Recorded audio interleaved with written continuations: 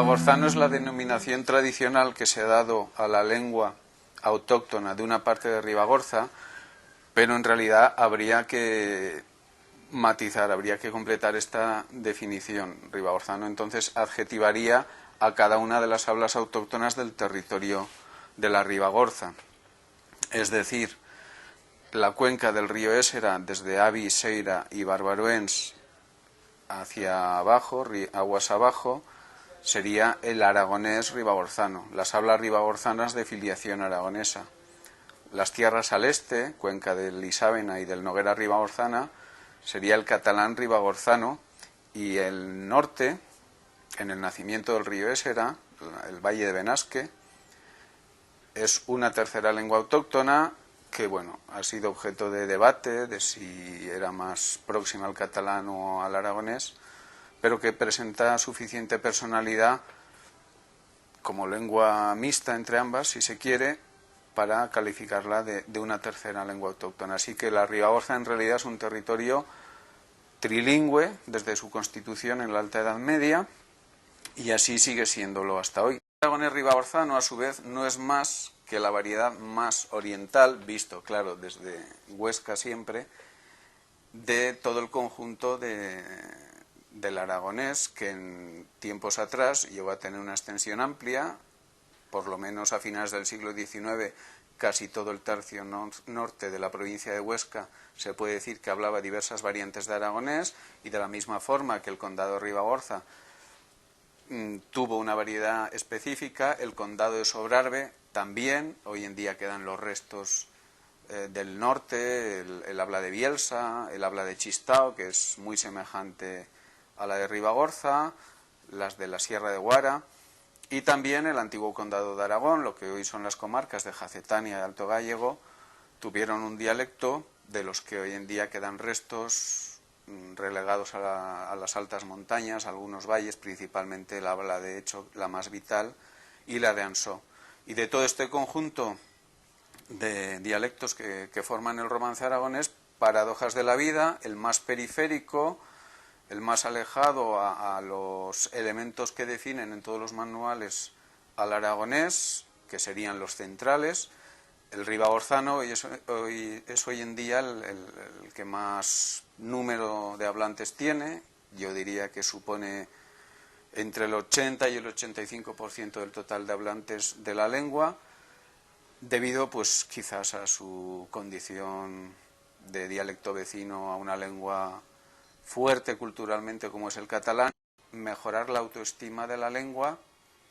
que ha sido muy baja porque ha sido considerada pues una lengua de usos domésticos, una lengua rural,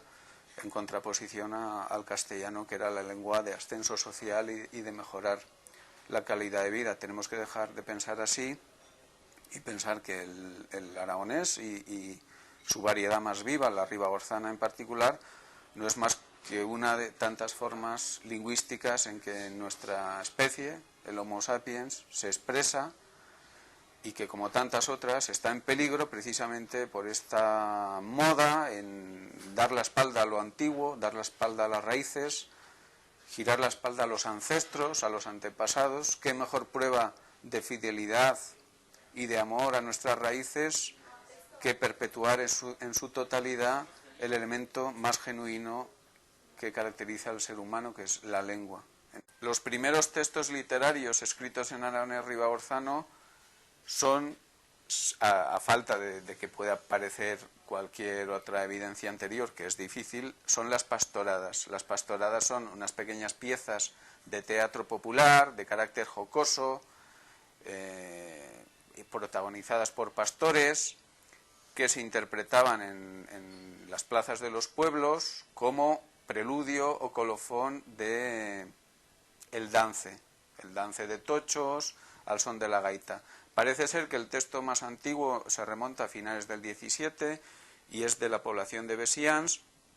y posteriormente, a lo largo de todo el 18, fue un género muy de moda. Otros géneros similares han existido en el ámbito catalán, en el occitano, incluso en el vasco. Es decir, hay que interpretarlo como una moda cultural de esos años, de ese tiempo en los Pirineos. Durante todo el 18, el 19 y a principios del 20 se vienen interpretando pastoradas. Se conservan varias copias de diversas poblaciones, Capella, Perarrúa, Besians, y sabemos que en otras poblaciones se interpretaron pero no se conservan los textos, como es el caso de Graus. Ahora bien, el primer texto literario entendido en el concepto moderno de literatura, de que una persona crea en no importa qué lengua, sin duda alguna se remonta a los años 60 del siglo XIX, 1861, y es el autor de Estadilla, Bernabé Romeo, autor de 4 poemas en aragonés ribagorzano. Él es sin duda alguna la primera pluma conocida que escribe un texto en ribagorzano. Todo lo anterior son textos anónimos, posiblemente escritos por personas letradas, clérigos, mayoritariamente las pastoradas y otros géneros, albadas, y por supuesto no hay que olvidar que la literatura base en cualquier cultura es la de transmisión oral. Esta siempre la ha habido. Se supone que en la Alta y en la Baja Edad Media y en todo el Renacimiento la población ribagorzana expresaba su cultura pues desde canciones de niños, juegos infantiles, albadas, etcétera. Pero la literatura escrita se remonta a Bernabé Romeo. Después ha habido otros autores relevantes como Cleto Torrodellas en los años 30 y Pablo Recio en los 80, ya del siglo XX, y en Graus hay una playa de escritores en torno a la figura un poco líder de Joaquín Costa, el principal de los cuales es Dámaso Carrera, y otros autores que escriben pues una literatura de tipo costumbrista, festivo, principalmente en las publicaciones locales, como es el Llibrer de Graus o la revista El Ribagorzano.